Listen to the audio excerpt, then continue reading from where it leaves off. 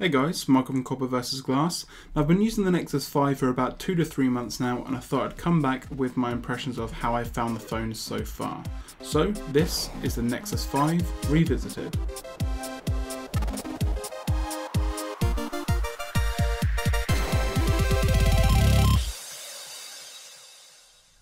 Before we get started guys, I just want to remind you of the price of the Nexus 5 because in my opinion it is a complete bargain.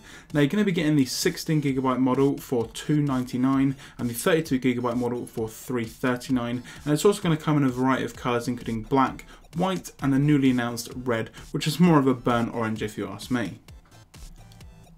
As you can see here, I opted for the white model and I got it in 16GB. Now looking back and also thinking about the new red model that is out now, I wish that I'd maybe gone for the black or the red just for the kind of more matte finish, as this one is starting to get a little bit slippery in the hand and the white on the back seems to be a bit smoother than when I originally got it.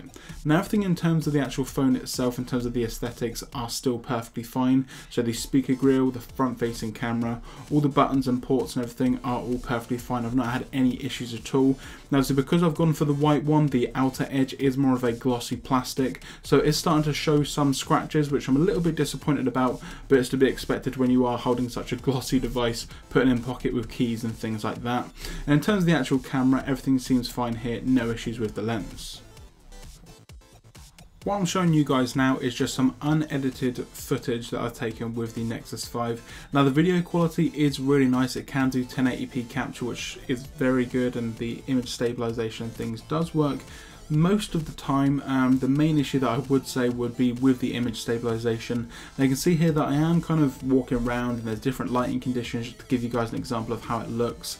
And I'm not saying that the image stabilization is bad, but obviously when the phone first came out it was a lot worse. They have improved some things with some software updates and things that they've done more recently, but overall the camera quality in my opinion is really nice and kind of what you can expect from a handheld phone in terms of the camera experience. The optical zoom as well is nice, although when you do zoom in things do get a bit grainy, but overall the image quality is real nice. I'll leave a link in the description down below where you can look at some full-size photos that I've also taken with the Nexus 5. Now one of the main things that may draw you to the Nexus 5 is going to be the software. Obviously it's going to be running the latest version of Android, which is 4.4, and it's also going to be upgradable to 4.4.2 with the newest software update.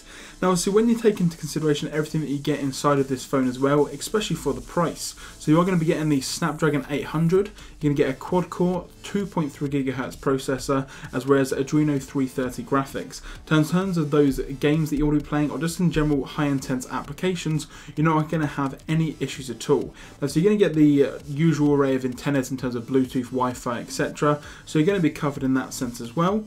In terms of the cameras, you're going to be getting an 8 megapixel rear-facing camera with a 1.3 megapixel front-facing camera.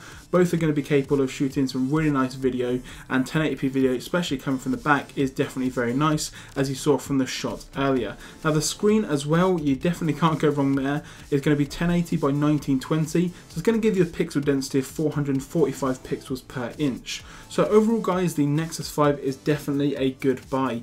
Now like I mentioned, if you do want to just get a phone on a budget and buy this phone outright without a contract, then you're definitely not going to be able to go wrong with the Nexus 5. Overall, I would definitely recommend it. Even though it is 2 to 3 months old at this stage, you definitely can't go wrong if you're thinking about it for that 2-year contract.